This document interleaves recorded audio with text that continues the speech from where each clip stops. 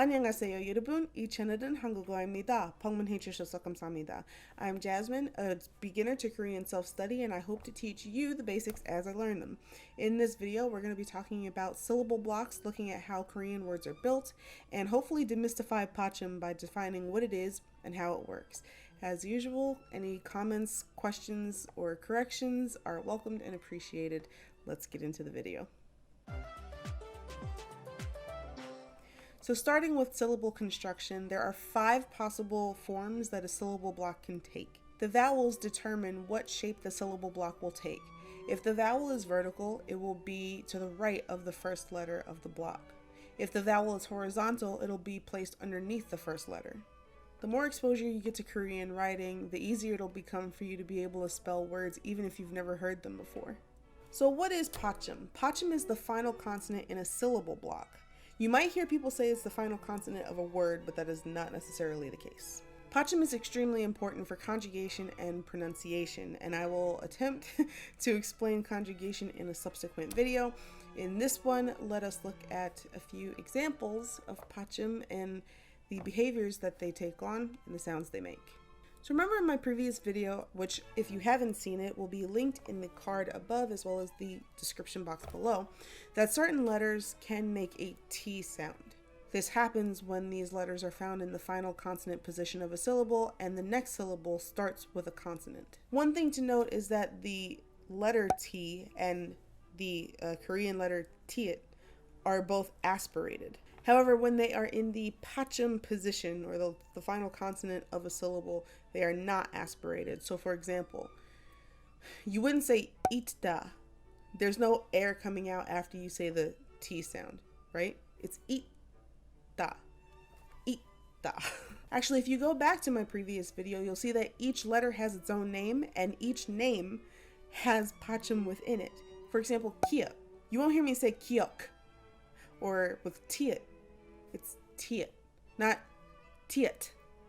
There's no extra sound after that. So that's kind of the, that is the sound that you want to make for Batchim that ends in a T. Then you have other words like mokta, which don't end in a T, but the general idea is still the same. You've got a kiek sound. There's no air that comes after it, kiek, or rather mokta. It's mokta, manta, chatta. That's how Batchim behaves when it is not followed by an ing. When it is followed by an ing, the sound of the final consonant actually moves over to kind of replace the ing. So for example, here you have the word mokta, mokta.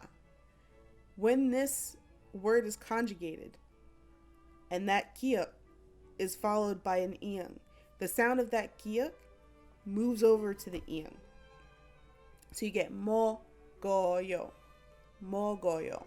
Here you've got the word chatta, chatta. When this word is conjugated, you get cha jayo, cha jayo. Here we have the word anta, anta.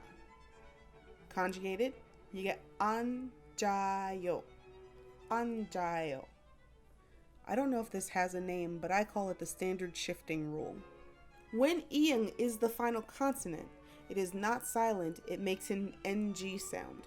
And it remains an NG sound no matter what follows it, whether it's a consonant or a vowel.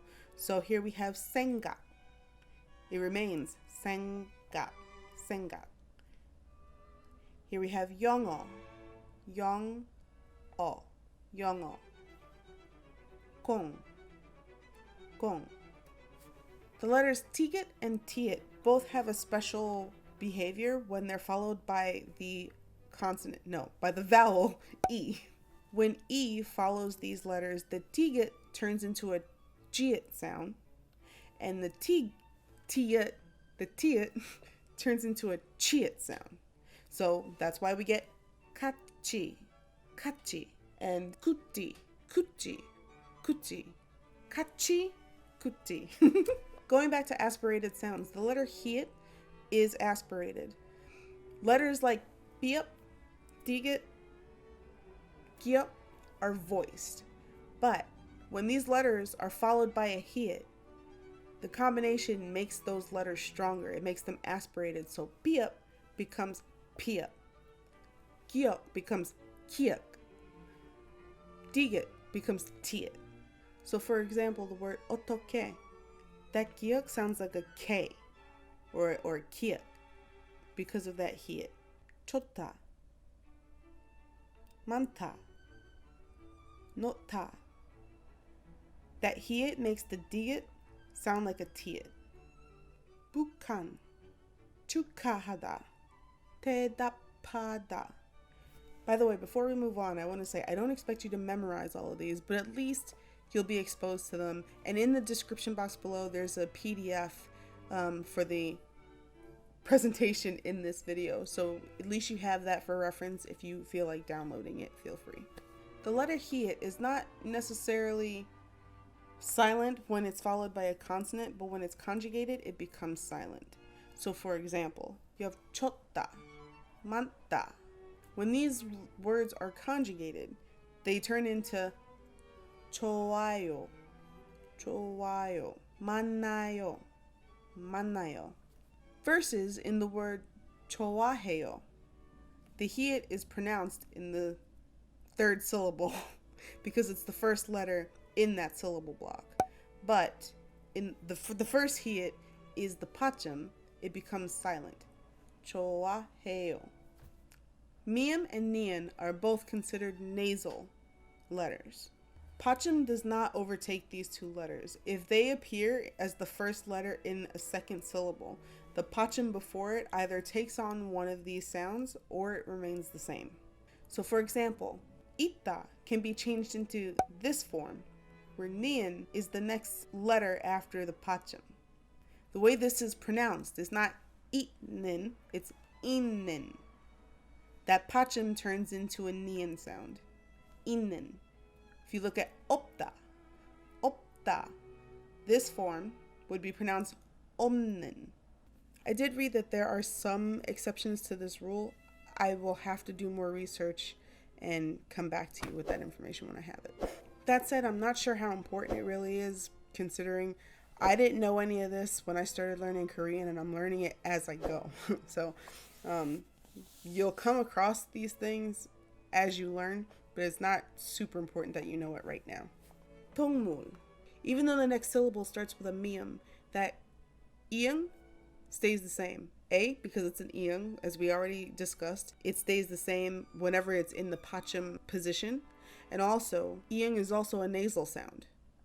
Nasal sounds don't change. For anyone that is curious, this rule is called consonant assimilation. For your reference, here is a list of consonant assimilation combinations. Here are some Batchim rules that include the letter real. Two reals back to back make a straight L sound. Molayo, palayo. A nian followed by a real also makes an L sound. No matter what direction it goes in, no matter which letter comes first, it makes an L sound. So this word is not pronounced ilyon, it's ilyon. Ilyon. This word is not pronounced onlon, onlon, it's olon, olon. Miam followed by a real makes a nian sound. This word would be pronounced umnyo, umnyo, umnyo. Kiek followed by a real makes an iang sound. This word would be pronounced tehangyo, tehangyo. Iang plus real makes a nian sound. Chongnyo, chongnyo. Again, as a reminder, the iang is also a nasal consonant, so that does not change, but the real will. A real followed by a hiet makes an L sound. Why? Because hiet is silent. So this would be irada, irada, not ilhada, irada. So in a syllable cluster, you have two consonants at the bottom of the syllable block. Which one of those get pronounced? Most times, if not all the time, when a kiek or a miam are found at the bottom of a syllable cluster and it's not followed by a vowel, these letters will be pronounced while the other is ignored. So for example, this word is not ilkta, it's ikta. Here we have sam. 닭고기, 담다. When a cluster is followed by an ing in the next syllable, they follow the standard shifting rule that we talked about earlier.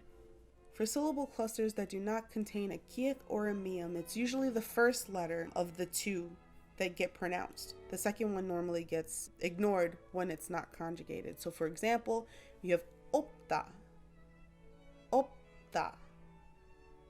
When it's conjugated, it turns into opsoyo, opsoyo. But when it's not conjugated, or when the first syllable block is followed by a consonant, it's opta, shilta, shilta, yodol, yodol. There are also irregular Batchims. There are some letters in some words that are irregular. And it's not like the rest of Batchim where, depending on the letter, it automatically behaves a certain way. Certain words, their Batchim just changes. So for example, kyopta. Kyopta means to be cute. The piep in kyopta is irregular. So if you've heard people talk about something being cute, you'll hear them say kyowo, kyowoyo, kyowoyo. That piep, for some reason, goes away and turns into a oo. It turns into a vowel. I will do a video about irregular Batchims in a future video. Also, just an FYI, sangpiep, sangdiet, and sanjiet cannot be in the final position, or cannot be the final consonant of a syllable. There are a lot of sound changes with Batchim. There are a lot of rules. I might have left some out, or there might be some that I didn't read. I will continue to research this, and the more I find out, I will put in a video. If you found any value in this video at all, please feel free to like the video. Please subscribe for more. Please share this video with anyone you think might find it interesting. I upload videos every Tuesday and Friday, right? Yes. And I hope to see you in the next video, where we will talk about... What are we talking about? We will be talking about conjugation. So yes, if you want to learn how to conjugate words on your own, please stick around and tune into the next video, which will be uploaded on Tuesday. Yes. Thank you for watching. Ani kaseo.